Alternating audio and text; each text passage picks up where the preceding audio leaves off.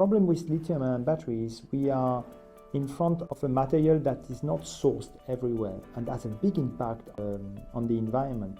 Compared to lithium-ion battery, we are using conventional material to build our system.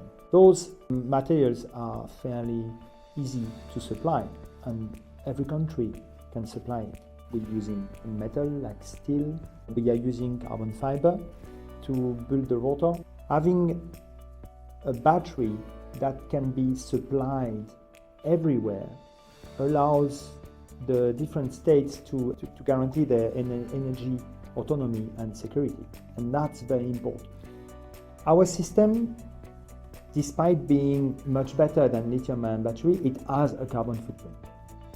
And its carbon footprint, it's mainly due to the quantity of energy we need to be able to produce the carbon fiber. We are very aware of that. First, we are looking for technology to be able to recycle the rotor at its end of life, using, for example, thermoplastic resins while manufacturing the composite. The second approach would be to use another type of fiber that could be 100% recycled. The fact that we are using filament winding to build our rotor allows us to try different kind of fiber, and that's an advantage of our technology.